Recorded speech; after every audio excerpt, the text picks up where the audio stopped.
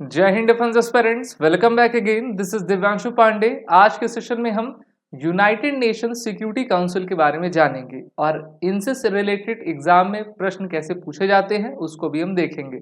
शुरुआत करते हैं आज के इस क्लास की। जैसा कि हम सभी जानते हैं, हमारे वर्ल्ड में बहुत ही डिफरेंट और बड़ी बड़ी ऑर्गेनाइजेशन हैं जो कि वर्ल्ड के पीस सिक्योरिटी ऑर्डर को मेंटेन करने के लिए अपने तरफ से कार्यरत रहा करती है। वर्ल्ड वॉर सेकेंड के बाद 1945 में जब यूनाइटेड नेशंस ऑर्गेनाइजेशन अर्थात संयुक्त राष्ट्र संघ का गठन किया गया था, तो उसी समय इसकी सबसे इम्पोर्टेंट संस्था के रूप में यूनाइटेड नेशन सिक्योरिटी काउंसिल अर्थात संयुक्त राष्ट्र सुरक्षा परिषद का भी आपका गठन हुआ। यूनाइटेड नेशंस के चार्टर में आपका लिखा गया कि किस प्रकार से हमको जो है पीस की तरफ अग्रसर होना है और इसके लिए चाहिए कि जितने भी कंट्रीज हैं उनको सभी को साथ आकर जो है अपने वर्ल्ड ऑर्डर को आपका बेहतर करना है। पहला युद्ध, पहला विश्व युद्ध, वर्ल्ड वॉर फर्स्ट 1914 से लेकर 1918 और फिर आपका 1939 से 1945 तक द्वितीय विश्व युद्ध चला, जिसमें जनमानस की काफी आपकी हानि पहुंची थी। तो ट्रीटी ऑफ वर्सलीज था, उसके बाद जो है लीग ऑफ नेशंस की स्थापना हुई थी और फिर आपका उसी समय इंटरनेशनल लेबर ऑर्गेनाइजेशन यानी कि अंतर्राष्ट्रीय श्रम संगठन 1919 में आया। तो इस प्रकार से हमने देखा किस तरीके से चीजें आपके आगे बढ़ रही हैं। वहीं पर जो यूनाइटेड नेशंस आपका नाम था उसको United states president Franklin D Roosevelt के द्वारा आपका दिया गया था और वर्ष 1942 में टोटल 26 नेशन मिलकर जो है यूनाइटेड नेशंस की स्थापना करते हैं, जिसमें भारत भी एक इम्पॉर्टेंट आपका भाग रहता है। तो यूनाइटेड नेशंस तो इंटर गवर्नमेंटल ऑर्गेनाइजेशन है जो कि सभी आपके उसमें वर्क करता है और इसकी सबसे मुख्य आपकी ऑर्गन यूएन सिक्योरिटी काउंसिल है। तो यूनाइटेड नेशंस के साथ हम यूएन को भी देखेंगे और जानेंगे किस प्रकार से चीजें आपकी आगे बढ़ती जा रही हैं। तो देखिए, मेन ऑर्गन यूनाइटेड नेशंस में आपकी general assembly, security council, secretariat, international court of justice और इकोनॉमिक एंड सोशल काउंसिल आपकी हैं। अगर हम बात करते हैं जनरल असेंबली की, तो यूएनजीए एक main deliberative policy making representative है यूनाइटेड नेशंस की। 193 इसमें आपके मेंबर्स आते हैं और ये विश्व की सबसे बड़ी यूनिवर्सल रिप्रेजेंटेशन आपकी बॉडी है जहां पर विश्व के सभी देशों की आपकी बातें सुनी जाती हैं। सितंबर में हर साल जो है इनका एक सेशन हुआ करता है। अभी तक 78 सेशन आपके हो चुके हैं। न्यूयॉर्क में इनका आपका हेडक्वार्टर है और जो प्रेसिडेंट होते हैं जनरल असेंबली के, उनका कार्यकाल 1 साल का रहता है और हर साल इनके जो है आपके प्रेसिडेंट चुने जाते हैं। अब आते हैं सिक्योरिटी काउंसिल की तरफ। तो संयुक्त राष्ट्र सुरक्षा परिषद आपके जितने भी यूपीएससी के द्वारा एग्जाम लिए जाते हैं, ये आपका यूएनएससी काफी इंपॉर्टेंट रहा करता है। तो इनकी प्राइमरी जो रिस्पॉन्सिबिलिटी रहती है वो यूनाइटेड नेशंस के चार्टर को इम्प्लीमेंट करना, इंटरनेशनल पीस और सिक्योरिटी को आपका इम्प्लीमेंट करना रहता है। इसमें टोटल आपके 15 मेंबर स्टेट्स हैं, जिसमें 5 स्टेट आपके परमानेंट मेंबर्स हैं। इसमें परमानेंट आपके China, France, Russia, United kingdom और अमेरिका आपके शामिल हैं। जो 10 नॉन परमानेंट मेंबर्स हैं उनका कार्यकाल 2 साल का रहता है और उनको जनरल असेंबली के द्वारा रीजनल बेसिस पर चुना जाता है। जो परमानेंट मेंबर्स हैं वो आपके अनंत कार्यकाल तक रहा करते हैं। तो यहाँ पर आप देख पा रहे हो, अगर हम 10 नॉन परमानेंट मेंबर्स के रीजनल सीट का एलोकेशन देखें तो देखिए, अफ्रीका से आपकी 3 सीटें आती हैं, एशिया से आपकी 2 आ रही हैं, लैटिन एंड कैरेबियन देशों से 3 आती हैं, ओके 2 आ रही हैं, वेस्टर्न यूरोप से आपकी 2 आती हैं और ईस्टर्न यूरोप से आपकी 1 आती है। भारत भी काफ़ी लंबे समय से कह रहा है कि यूनाइटेड नेशंस में हमको एंट्री दो और यूएन में काफ़ी बड़े बदलाव की आवश्यकता है, क्योंकि ये बॉडी 1945 से लेकर अभी तक है, जिसको आपका 77 ईयर्स हो चुके हैं। तो इसलिए हमको काफ़ी बड़े बदलाव की आवश्यकता रहेगी। यूनाइटेड नेशन सिक्योरिटी काउंसिल का सबसे मेन पावर क्या रहता है? वीटो का रहता है। जी हाँ, वीटो का मतलब क्या है? रिजेक्ट करना आपका किसी भी इशू को।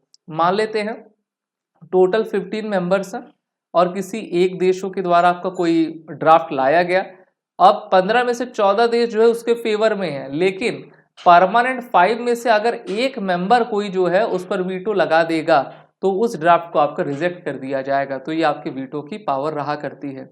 अभी तक रशिया ने सबसे अधिक बार आपका वीटो का इस्तेमाल किया है, उसके बाद अमेरिका, फिर यूके, फिर चाइना और फिर आपका फ्रांस रहता है। तो यूएनएससी को हमने देखा। एक और मेन ऑर्गन हम देख लेते हैं, इकोनॉमिक एंड सोशल काउंसिल।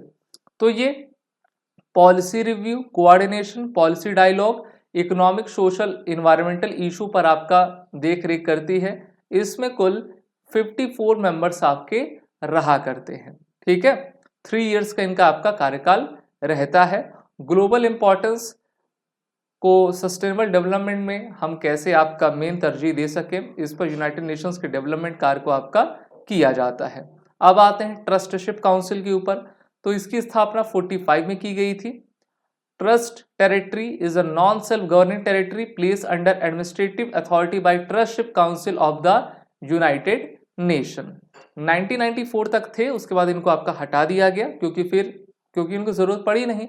1945 में जब आपका वर्ल्ड वॉर सेकंड हुआ तो उस समय बॉर्डर डिमार्केट करना था और बहुत सारी इशू थे, तो इसीलिए इनका आपका गठन किया गया था। लेकिन फिर इनको 1994 1 नवंबर से आपका डिसबैंड कर दिया गया है। अब आते हैं सबसे मेन ऑर्गन पर यूनाइटेड नेशंस के, जिसका नाम है इंटरनेशनल कोर्ट ऑफ जस्टिस। तो देखिए, प्रिंसिपल जुडिशियल ऑर्गन है, जून 45 में स्थापना आपकी होती है इनकी। और इनको पहले लीग ऑफ नेशन 1920 में जब बनाया गया था, इनका नाम आपका permanent court of international justice था। लेकिन 45 के बाद इनका नाम आपका बदला गया। नीदरलैंड द हेग में इनका आपका हेडक्वार्टर और टोटल नंबर ऑफ 15 जजेस होते हैं, जिसमें उनका कार्यकाल 9 वर्ष का रहता है। अब आते हैं सेक्रेटेरिएट पे।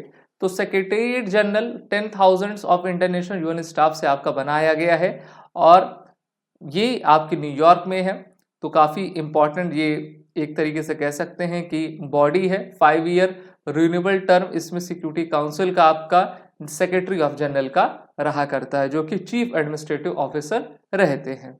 ठीक है, अभी यूनाइटेड नेशन जनरल असेंबली के एंटोनियो गुतेरस को जो है 9th United nation security general आपका चुना गया है, जिनका कार्यकाल 1 जनवरी 2022 से लेकर 31 दिसंबर 2026 तक आपका रहेगा।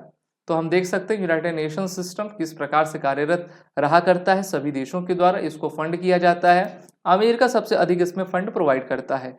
यूनाइटेड नेशंस में यूनिसेफ आता है, जो कि एजुकेशन पर आपका ध्यान देता है। और UNICEF United Nations international children fund है, जिसके तहत जो है हम वर्ल्ड चिल्ड्रन डे को हर साल 20 नवंबर को मनाते भी हैं। यूएनएफपीए है, पॉपुलेशन फंड से संबंधित आपका रहता है। यूनाइटेड नेशन डेवलपमेंट प्रोग्राम है, 1965 में स्थापना की गई थी। ह्यूमन डेवलपमेंट इंडेक्स किस प्रकार से आपका आगे बढ़ पाए, इस पर जो है ये अपना कार्य किया करता है और हर साल HDI पर अपनी रिपोर्ट भी प्रकाशित करता है। अब बढ़ते हैं यूनाइटेड नेशन इन्वायरमेंट प्रोग्राम पर। तो जून 1972 में इनका गठन हुआ और आप जानते हो कि 5 जून जब जिनकी स्थापना 5 जून 1972 को हुई थी, इसीलिए विश्व पर्यावरण दिवस हम आपका 5 जून को मनाया करते हैं। WFP है, अर्थात वर्ल्ड फूड प्रोग्राम है। तो इनकी स्थापना 1963 में आपकी हुई थी। फूड सिक्योरिटी दी जा सके, इस पर इनका मुख्य फोकस रहता है। यूनाइटेड नेशन एनवायरनमेंट असेंबली, तो देखिए ये हाईएस्ट आपकी गवर्निंग बॉडी है इन्वायरमेंट प्रोग्राम से संबंधित। इनकी स्थापना जून 2012 में की गई थी। अब भारत का कंट्रीब्यूशन देख लें यूनाइटेड नेशंस में। जैसा मैंने आपको बताया, ट्रीटी ऑफ वर्सलिस 1919 में होती है। लीग ऑफ नेशन आपका रहता है, भारत भी उसमें आपका शामिल रहता है। और जब यूनाइटेड नेशंस बन रहा था तो उसमें इसका मेन कॉन्स्टिट्यूटिंग मेंबर भारत भी था। ओके, लेकिन उस समय तो हम ब्रिटेन के गुलाम थे, लेकिन फिर भी भारत का इसमें सहयोग आपका रहा था। विजय लक्ष्मी पंडित was elected as the first women president of the United Nations General Assembly in 1953। तो इस तरह से देख रहे हैं, अभी भारत के द्वारा जब प्रयास किए गए तो हमारे योग को अंतर्राष्ट्रीय योग दिवस भी यूनाइटेड नेशंस के द्वारा ही आपका घोषणा की गई थी। हर साल हम 21 जून को इंटरनेशनल योग डे मनाते हैं। वहीं पर United nation peace keeping force में भी भारत सबसे अधिक अपने ट्रूप्स को कंट्रीब्यूट करता है और वर्ल्ड के पीस एंड ऑर्डर को बनाता है। तो आज की इस क्लास में हमने क्या जाना, यूनाइटेड नेशंस, उनकी मेन ऑर्गेनाइजेशंस। जय Hind and best of luck. अगर आप एक डिफेंस एस्पिरेंट हैं और SSB interview, NDA, CDS, FCAT जैसे एग्जाम्स के लिए प्रिपेयर कर रहे हैं तो आप SSB क्रैक एग्जाम्स के कोर्स को चेक करना ना भूलें। आप हमारी लर्निंग एप्लीकेशन को गूगल प्ले स्टोर से भी डाउनलोड कर सकते हैं।